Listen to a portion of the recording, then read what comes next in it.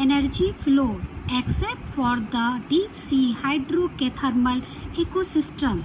Sun is the only source of energy for all ecosystems on Earth.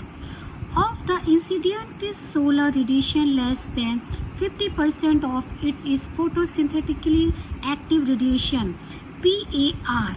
We know that plants and photosynthetic bacteria autotrophs fix sun's radiant energy to make food from simple inorganic materials. Plants radiant energy to make food from simple inorganic materials. Plants capture only 2-10% of PAR, and this small amount of energy sustains the entire living world. So it is very important to know how the solar energy captured by plants flows through different organisms of an ecosystems. All organisms are dependent for their food and products either directly or indirectly. So you find unidirectional flow of energy from the sun to producers and then to consumers. This is keeping with the first law of thermodynamics. Further, ecosystems are not exempt from the second law of thermodynamics. They need a constant supply of energy to synthesize the molecule they require to counteract the universal tendency towards increasing disorderliness. The green plant is the ecosystem are called producers. In a terrestrial ecosystem, major producers are herbaceous and woody plants.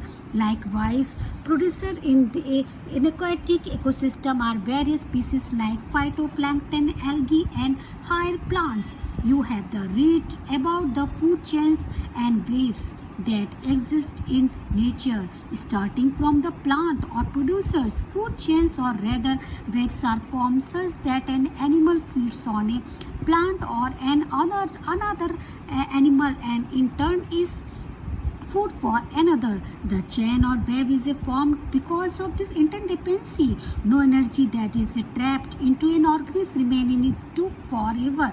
The energy tapped by the producer, hence it is either passed on to consumer or the organism dies. Death of organism is the beginning of deleterious food chain and web. All animals depend on the plants directly, indirectly for their food needs. They are hence called consumers and also heterotrophs. If they feed on the producers, the plants, they are called primary consumers, and if the animals eat other animals, which is in turn eat the plants or their product, they are called secondary consumers. Likewise, you could have tertiary consumer too.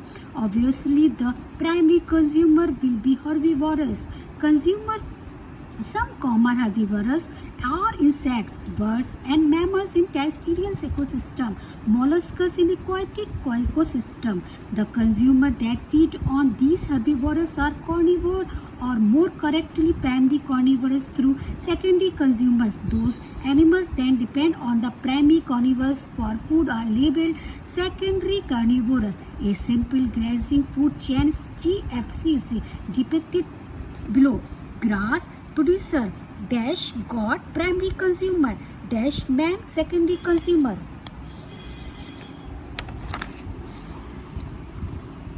The deleterious food chain became the dead organic matter. It is a made up of decomposers, which are heterotrophic organisms, mainly fungi and bacteria. They meet their energy and nutrient requirement by degrading dead organic matter or deleterious. These are also known as saprotrophs. A decomposer. Decomposers secrete digestive enzymes that break down dead and waste materials into simple inorganic materials which are substantially absorbed by them.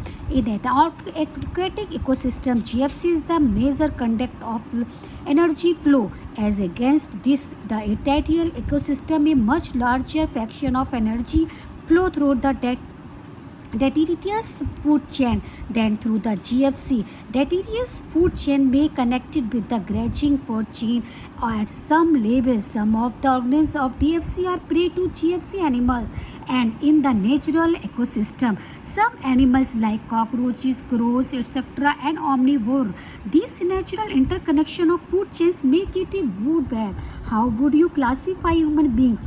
Organisms occupy a place in a natural surrounding or in a community according to their feeding relationship with other organisms. Based on the source of their nutrition or food, organisms occupy a specific place in the food chain that is known as the trophic level. Producer belong to the first trophic level, herbivore, primary consumer to the second, and carnivore, secondary consumer to the third. The important point to note that amount of energy decrease the successive trophic levels. When an organism dies, it is converted to detritus and dead biomass that serve as energy source of decomposer.